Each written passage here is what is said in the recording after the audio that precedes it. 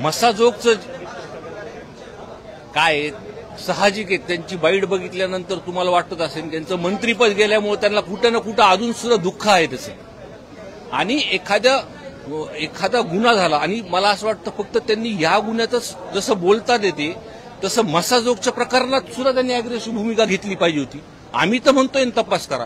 आणि सर्वात महत्वाची गोष्ट म्हणजे मी विरोधी बाकावरचा आमदार आहे आणि बीड जिल्ह्याचे पालकमंत्री हे अजितदादा आहेत आणि त्यांना त्यांच्यावरती विश्वास पाहिजे. ते तिकडचे पालकमंत्री आहेत आणि दादाचा जो स्वभाव आहे, एखादी गोष्ट ही जर चुकीची झाली असेल तर ते बिलकुल त्याच्यामध्ये मागे पुढे बघणार नाही, त्याच्यामध्ये ऍक्शनच होणार आहे. आणि या संदर्भात म्हणजे मी अजितदादांना सुद्धा या संदर्भातलं पत्र देणार आहे आणि आपले गृहमंत्री फडणवीस साहेबांना सुद्धा की ह्याच्यामध्ये दूध का दूध आणि पाणी का पाणी जे काही पोलीस प्रशासन तिथं काम करतंय आणि त्यांचं काम बघून असं वाटतं की ते शोध व्यवस्थितपणे कोणत्या दुसऱ्याच दिवशी त्यांना अटक करून पूर्ण ते शोध घेतात.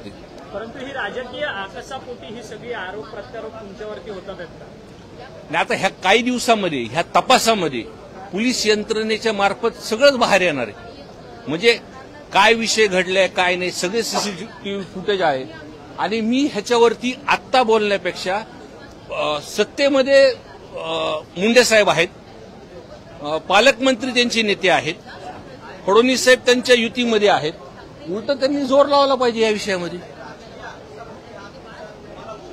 टार्गेट केलं जातं 100% मसाजोगच्या प्रकरणामध्ये जे काही मुंडे साहेब बोलले की 150 दिवस त्यांना बाहेर राहावं लागलं किंवा त्यांना जे दुःख आहे त्यांचं मंत्रीपद गेल्याचं, त्यांना त्या प्रकरणाबद्दल ते वाईट त्यांना ते वाटत नाही, पण त्यांना दुःख फक्त मंत्रीपद गेल्यामुळे आहे.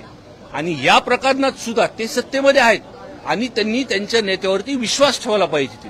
विजय पवारांशी कशाप्रकारे संबंध आहेत?